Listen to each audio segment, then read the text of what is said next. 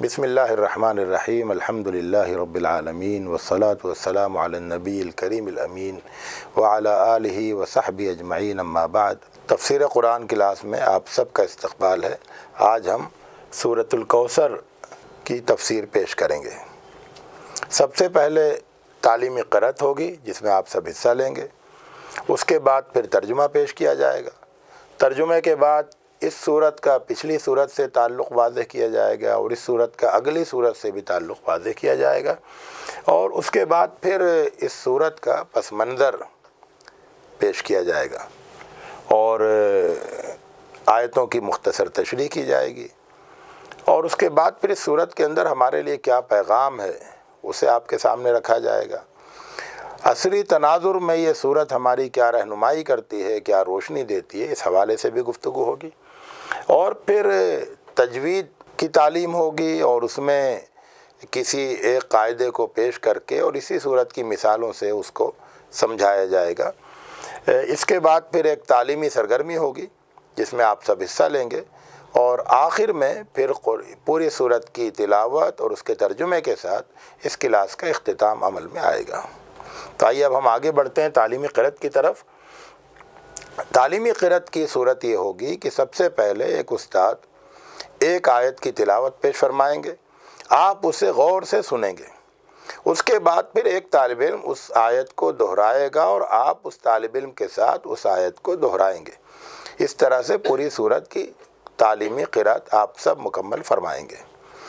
تو شروع کرتے ہیں۔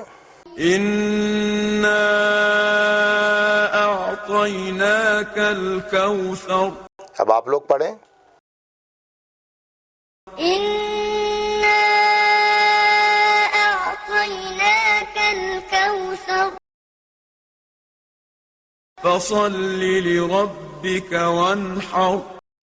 اب آپ پڑھیں۔ فَصَلِّ لِرَبِّكَ وَانْحَرْ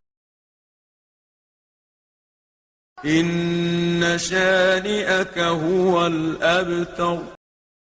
إِنَّ شَانِئَكَ هُوَ الْأَبْتَرُ۔ تو تعلیمی قرأت کے بعد اب ہم اس صورت کا ترجمہ آپ کے سامنے پیش کریں گے۔ اس کی صورت یہ ہوگی کہ آیت بآیت پہلے لفظی ترجمہ پیش کیا جائے گا ایک ایک لفظ کا، اور اس کے بعد پھر پوری آیت کا بامحاورہ ترجمہ پیش کریں گے۔ تو شروع کرتے ہیں۔ انا، بے شک ہم نے، اعطیناک، آپ کو عطا کیا، الکوثر، یعنی کوثر جس کی ہم آگے وضاحت کریں گے کوثر کا معنی کیا ہوتا ہے۔ تو اے نبی ہم نے آپ کو کوثر عطا کر دیا۔ فصلی، تو آپ نماز پڑھیے، لربک، اپنے رب کے لیے، وانحر، اور قربانی دیجیے۔ تو آپ اپنے رب کے لیے نماز پڑھیے اور قربانی کریے۔ ان شانئک، بے شک آپ کا دشمن، هو الابتر، وہ ہے جڑ کٹا، بے شک آپ کے دشمن ہی کی جڑ کٹنے والی ہے۔ اب اس ترجمے کے بعد ہم اس صورت کا پچھلی صورت سے تعلق واضح کریں گے۔ یہ سورۃ الکوثر ہے، اس سے پہلے سورۃ الماعون گزر چکی ہے۔ تو سورۃ الماعون میں یعنی پچھلی صورت میں یہ بتایا گیا کہ خانہ کعبہ کی پاسبانی کے وہ لوگ اب مستحق نہیں رہے جو اس کے حقوق کی پامالی کر رہے ہیں، اور اب اس سورۃ الکوثر میں یہ خوشخبری دی گئی کہ خانہ کعبہ کی پاسبانی اللہ کے رسول صلی اللہ علیہ وسلم اور آپ کی امت کے حوالے کی جا رہی ہے۔ اس کے بعد ہم اگلی صورت سے اسی طرح ایک اور تعلق یہ ہے کہ پچھلی صورت میں بتایا گیا کہ وہ لوگ نماز سے غافل تھے اور بخیل تھے، جنہیں معزول کیا گیا وہ نماز سے غافل تھے، بخیل تھے، غریبوں کا خیال نہیں رکھتے تھے، اور پھر اس صورت میں سورۃ الکوثر میں مسلمانوں کو ہدایت کی گئی کہ انہیں نماز اور قربانی کا اہتمام کرنا ہوگا۔ تو قربانی یہ سخاوت کی علامت ہے۔ اب ہم اس کے بعد اگلی صورت سے اس کے تعلق کو واضح کریں گے۔ تو اگلی صورت سورۃ الکافرون ہے۔ تو جو صورت ہمارے سامنے ہے سورۃ الکوثر، اس میں یہ خبر دی گئی کہ محمد صلی اللہ علیہ وسلم کے دشمنوں کی جڑ کٹنے والی ہے، اور اگلی صورت میں انکار کرنے والوں سے صاف اعلان برات کر لیا گیا کہ تم ضد اور ہٹ درمی میں حد سے گزر چکے ہو، اب ہمارے اور تمہارے درمیان کوئی تعلق نہیں ہے۔ اس وضاحت کے بعد اب ہم صورت کے پس منظر پر روشنی ڈالیں گے۔ جیسا کہ آپ جانتے ہیں کہ مکہ میں اللہ کے رسول صلی اللہ علیہ وسلم کی دعوت سخت آزمائشوں سے دوچار تھی۔ قریش کے سردار شدید مخالفت کر رہے تھے، حالات بظاہر اسلام کے خلاف تھے، مخالفین طعنے بھی دیتے تھے کہ اللہ کے رسول صلی اللہ علیہ وسلم کی دعوت پر بڑے بڑے سردار تو ایمان لائے نہیں ہیں، زیادہ تر کمزور لوگ ایمان لائے ہیں، اس لیے اس دعوت کا مستقبل روشن نہیں ہے، کچھ عرصے میں یہ خود ہی ختم ہو جائے گی۔ وہ یہ بھی طعنے دیتے کہ محمد صلی اللہ علیہ وسلم کی کوئی نرینہ اولاد زندہ نہیں بچی ہے، اس لیے آپ کے بعد کوئی ان کا وارث نہیں ہوگا۔ وہ آپ کو جڑ کٹا ہونے کا طعنہ بھی دیتے۔ اس صورت میں اللہ تعالیٰ نے اپنے رسول اور مومنوں کو تسلی دی کہ اسلام کا مستقبل بہت روشن ہے، بہت سی اچھی خبریں آنے کی منتظر ہیں، اور اسلام کے دشمنوں کی جڑ کٹنے والی ہے۔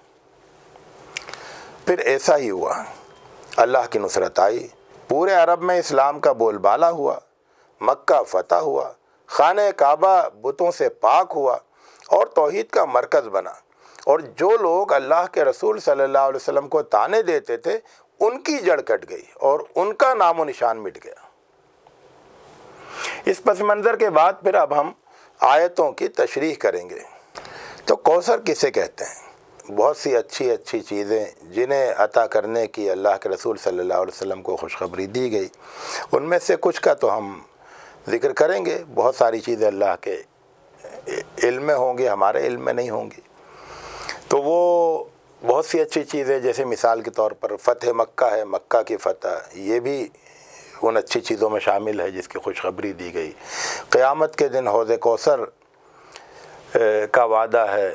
قرآن مجید ایک بہت بڑی نعمت ہے جو اللہ کے رسول صلی اللہ علیہ وسلم کو عطا کی گئی، قیامت تک آپ کا ذکر خیر ہوتا رہے گا، ہر طرف سب سے زیادہ آپ ہی کا ذکر خیر ہوگا، یہ بھی ایک بڑی چیز آپ کو عطا کی گئی۔ اسلامی ریاست کا قیام آپ کی آنکھوں کے سامنے ہو گیا، آپ کی مختصر زندگی میں ہو گیا، یہ بھی بہت اہم چیز ہے جو آپ کو عطا کی گئی، یعنی اس میں بھی آپ کا تمام نبیوں کے درمیان ایک بہت نمایاں امتیاز ہے۔ جانثار صحابہ آپ کو عطا ہوئے، بڑی تعداد میں، جو آپ کے اوپر جان نچھاور کرنے کے لیے تیار رہتے۔ آپ صلی اللہ علیہ وسلم کی پاکیزہ سیرت سارے انسانوں کے لیے قیامت تک کے لیے نمونہ بنائی گئی۔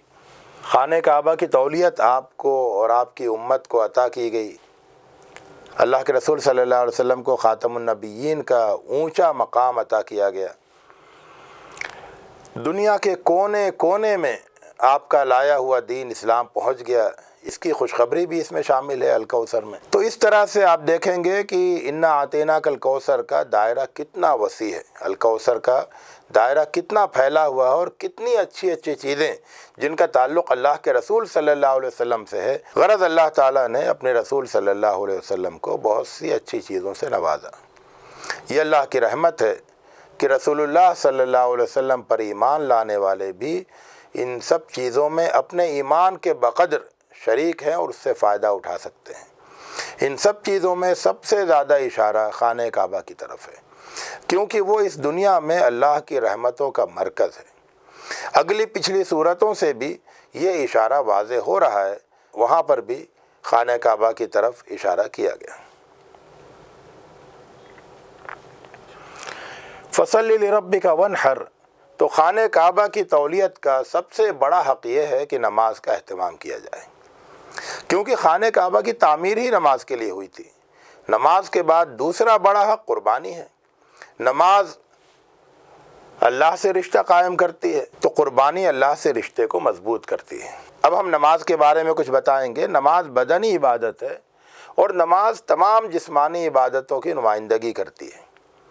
تسبیح ہے، طواف ہے، قرات ہے، دعا ہے، استغفار ہے، یہ سب جو عبادتیں ہیں جس میں انسان اللہ کو یاد کرتا ہے، اللہ کا ذکر کرتا ہے، اللہ کو مخاطب کرتا ہے، تو یہ سب چیزیں جو ہیں یہ ان کا نماز سے گہرا تعلق ہے، گویا نماز ان سب کی نمائندگی کرتی ہے۔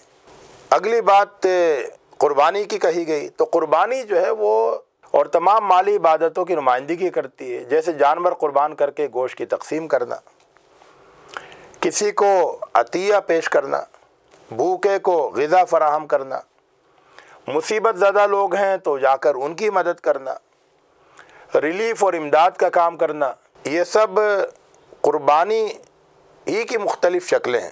قربانی ایک مخصوص عمل ہے، لیکن مالی عبادت ہونے کی حیثیت سے ان سب مالی عبادتوں کی طرف اشارہ کرتی ہے۔ تو جیسا کہ آپ نے دیکھا کہ نماز اللہ سے رشتہ قائم کرتی ہے اور قربانی اللہ سے رشتے کو مضبوط کرتی ہے۔ قرآن میں ہر جگہ نماز کے ساتھ صدقہ و زکوٰۃ کا ذکر ہے، لیکن یہاں قربانی کا ذکر ہے۔ اس کی ایک وجہ یہ ہے کہ قربانی ایسی عبادت ہے جس کا خانہ کعبہ سے خاص تعلق ہے۔ قربانی کی ابتدا خانہ کعبہ کے پاس سے ہوئی تھی، جب حضرت ابراہیم علیہ السلام کو خواب میں دکھایا گیا تھا کہ وہ اپنے بیٹے حضرت اسماعیل علیہ السلام کو قربان کر رہے ہیں۔ آگے فرمایا گیا ان شانئک ھو الابتر، تو دشمن کتنا ہی بڑا اور طاقتور کیوں نہ ہو، بہرحال اسے دنیا میں فنا ہو جانا ہے۔ ہر آدمی ایک محدود عمر لے کر اس دنیا میں آتا ہے، تو اسے دنیا میں فنا ہو جانا ہے اور آخرت میں شدید عذاب سے دوچار ہونا ہے۔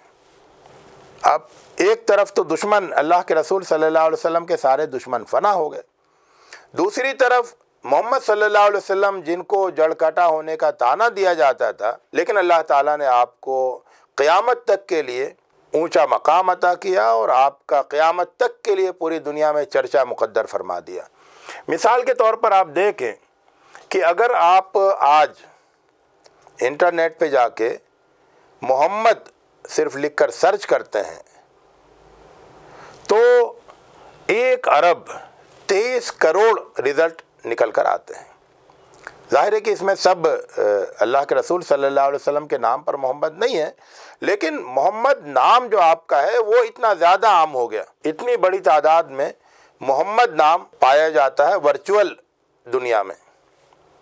اسی طرح سے آپ دیکھیں گے، اور یہ بہت بڑا اور شاندار معجزہ ہے اللہ کے رسول صلی اللہ علیہ وسلم کو جو ایک طرح سے عطا کیا گیا، کہ پوری دنیا میں اللہ کے رسول صلی اللہ علیہ وسلم کا نام گونجتا ہے۔ وہ یہ کہ اذانیں شروع ہوتی ہیں، فرض کیجئے کہ آسٹریلیا سے اذان اور جاپان سے اذان شروع ہوتی ہے، عصر کی نماز یہاں ہے، مغرب کی نماز یہاں ہے، عشاء کی نماز یہاں شروع ہو گئی ہے، اور پھر کہیں پر فجر کی نماز ہو رہی ہے، اور اس طرح سے پوری دنیا میں ہر وقت اذانوں کی آوازیں، فجر کی، ظہر کی، عصر کی، مغرب کی، عشاء کی، اور اشہد ان محمد رسول اللہ کی آواز اسی کے ساتھ بلند ہوتی ہے، اور پوری دنیا میں اللہ کے رسول صلی اللہ علیہ وسلم کا نام کا چرچا ہوتا ہے۔ اشہد ان محمد رسول اللہ۔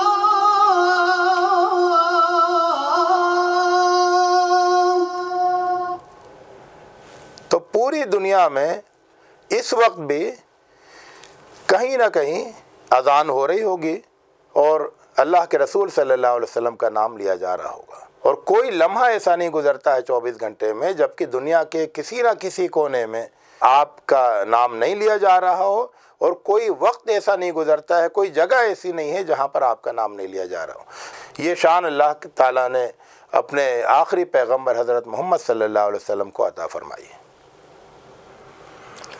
دوسری طرف یہ جڑ کٹے پیڑ کی ایک تصویر ہے، بہت ہی عبرتناک تصویر، یہی حال آپ کے دشمنوں کا ہوا۔ اس صورت میں کچھ بہت اہم پیغام ہیں، وہ میں آپ کے سامنے پیش کروں گا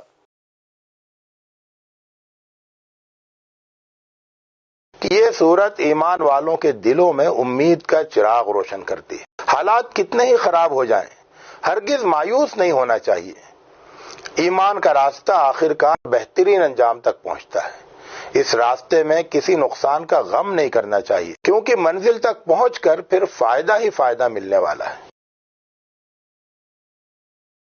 اللہ جب اپنے بندے سے خوش ہوتا ہے تو اسے خیر کا خزانہ عطا کر دیتا ہے۔ اللہ کا خزانہ بہت بڑا ہے۔ اللہ جب کسی کو بہت دے تو اس کا کوئی اندازہ نہیں کر سکتا۔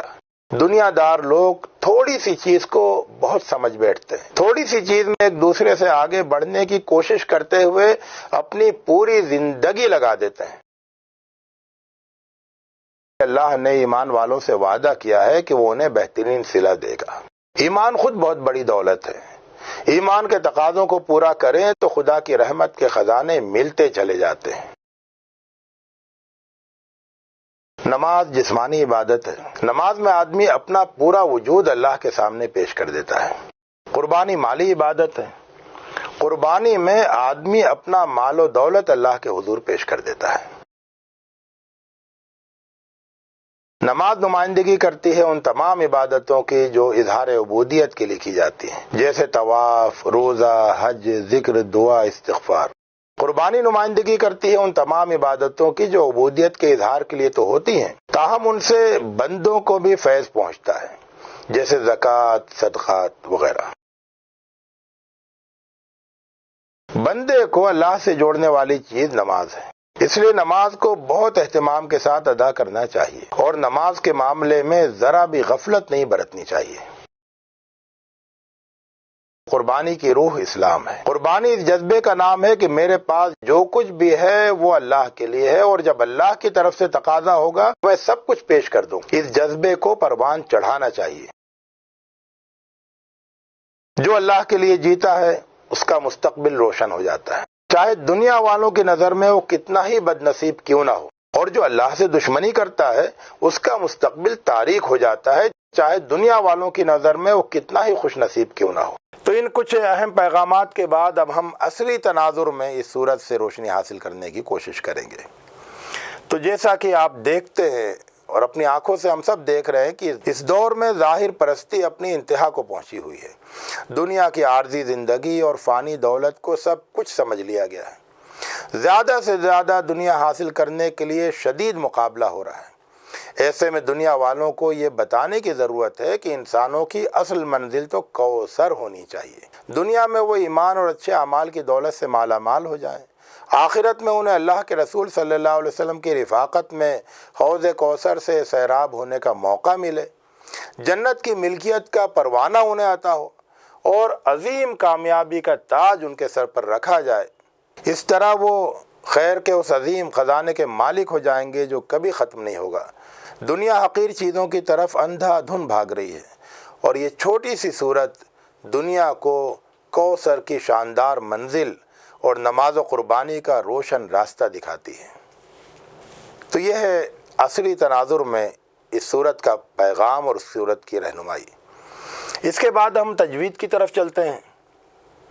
آج ہم رے کے بارے میں بتائیں گے کہ رے کو پر یعنی منہ بھر کے بھاری کر کے کس کب پڑھتے ہیں، موٹا کب پڑھتے ہیں۔ تو رے پر اگر زبر یا پیش ہو، رے پر اگر زبر یا پیش ہو، یا وہ ساکن ہو یا اس سے پہلے کے حرف پر زبر یا پیش ہو، تو وہ پر یعنی موٹا پڑھا جائے گا، ورنہ باریک پڑھا جائے گا۔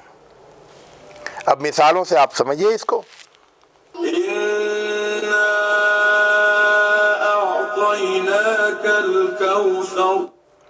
را کو موٹا پڑھا تو را پر زبر ہے، را موٹا پڑھا جائے گا۔ اگر آیت پر رکیں گے تو را ساکن ہوگا، تب بھی را موٹا پڑھا جائے گا۔ اگر آیت پر یہاں رکیں گے تو را ساکن ہو جائے گا، تب بھی را موٹا پڑھا جائے گا، کیونکہ اس سے پہلے زبر تھے۔ فَصَلِّ لِرَبِّكَ وَانْحَرْ۔ اب یہاں آپ دیکھیں کہ را پر زبر ہے، اس لیے را کو موٹا پڑھا جائے گا، اور ونحر میں را یہ ساکن ہے، لیکن اس سے پہلے والے حرف ہا پر جو ہے زبر ہے، اس لیے یہاں پر بھی را کو موٹا پڑھا جائے گا۔ إِنَّ شَانِئَكَ هُوَ الْأَبْتَرُ۔ یہاں آپ نے دیکھا کہ را ساکن ہے، جب آپ وہاں آیت پر رکتے ہیں تو را ساکن ہو جاتا ہے، اور اس سے پہلے والے حرف تا پر زبر ہے، اس لیے یہاں بھی را موٹا پڑھا جائے گا۔ تو تجوید کے بعد اب ہم تعلیمی سرگرمی کی طرف منتقل ہوں گے، اور ایک دلچسپ تعلیمی سرگرمی آپ کے سامنے پیش کی جائے گی۔ آپ اس کو غور سے دیکھیں اور خود سے حل کرنے کی کوشش کریں۔ 1 2 3 4 5 6 یہ 6 جملے ہیں، اور یہ جملے مکمل ہوتے ہیں یہاں لکھے ہوئے 6 جملوں سے مل کر۔ تو یہ 6 جملے ان 6 جملوں کو مکمل کرتے ہیں۔ اب دیکھنا یہ ہے کہ ان میں سے کون سا جملہ کس جملے کو مکمل کرتا ہے۔ تو خانہ کعبہ کی تولیت کا حق نماز قائم کرنا ہے، تو یہ مناسب لگ رہا ہے کیونکہ اس کی تعمیر نماز کے لیے ہوئی تھی۔ قربانی اللہ سے رشتے کو مضبوط کرتی ہے اور غریبوں کی مدد کا دروازہ کھولتی ہے۔ اللہ جب اپنے بندے سے خوش ہوتا ہے تو کیا کرتا ہے؟ اسے خیر کا خزانہ عطا کر دیتا ہے۔ بہت سی اچھی اچھی چیزیں تو یہ اگر جمع ہو جائیں تو اسے کوثر کہتے ہیں۔ نماز نمائندگی کرتی ہے ان تمام عبادتوں کی جو اظہار عبودیت کے لیے کی جاتی ہیں۔ قربانی مالی عبادت ہے، اس میں آدمی اپنا مال و دولت اللہ کے حضور پیش کر دیتا ہے۔ ہم چیک کرتے ہیں، تو یہ تمام جوابات درست ہیں۔ اب اس کے بعد آخر میں اس سورت کی تلاوت اور اس کا ترجمہ پیش کیا جائے گا، ایک ایک آیت کر کے۔ آپ تلاوت کو غور سے سنیں اور ترجمے کو غور سے دیکھیں۔ إنا أعطيناك الكوثر فصل لربك وانحر إن شانئك هو الأبتر۔ اسی کے ساتھ تفسیر قرآن کے اس کلاس کا اختتام عمل میں آتا ہے۔ بہت بہت شکریہ۔